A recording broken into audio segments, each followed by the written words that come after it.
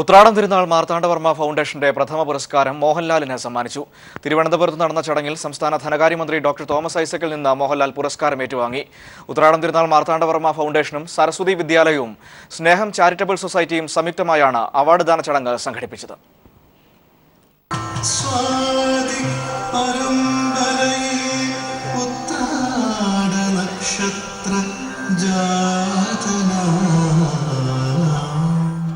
ശ്രീ ഉത്രാടം തിരുനാൾ മാർത്താണ്ഡവർമ്മ ഫൗണ്ടേഷനും സരസ്വതി വിദ്യാലയവും സ്നേഹം ചാരിറ്റബിൾ സൊസൈറ്റിയും സംയുക്തമായാണ് പ്രഥമ ഉത്രാടം തിരുനാൾ മാർത്താണ്ഡവർമ്മ പുരസ്കാരത്തിനായി മലയാളത്തിന്റെ പ്രിയ നടൻ പത്മശ്രീ മോഹൻലാലിനെ തെരഞ്ഞെടുത്തത്.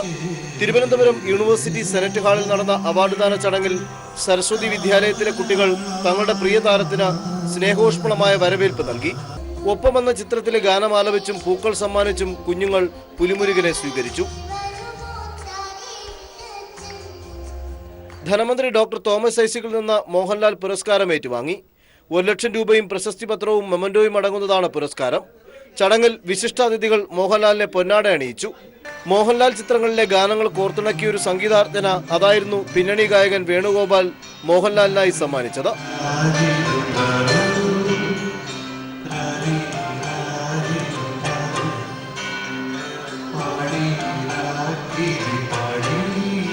തനിക്ക് ലഭിച്ച പ്രഥമ പുരസ്കാരത്തിന് നന്ദി പറഞ്ഞ മോഹൻലാൽ ഉത്രാടം തിരുനാൾ മാർത്താണ്ഡവർമ്മയെക്കുറിച്ചുള്ള ഓർമ്മകളും പങ്കുവച്ചു. പാരമ്പര്യത്തിലും സംസ്കാരത്തിലും ഊന്നി നിന്നുകൊണ്ട് തിരുവിതാംകൂർ രാജവംശം ഈ ദേശത്ത് വളർത്തെടുത്ത മതസഹിഷ്ണുതയും ബഹുസ്വരതയും സ്ത്രീ പ്രാതിനിധ്യമുള്ള ഭരണവ്യവസ്ഥയും എല്ലാം അഭിമാനകരവും നമ്മൾ ഓരോരുത്തരിലും ഈ രാജവംശത്തോട് ആദരവുളവാക്കുന്നതുമായ വസ്തുതയുമാണ്.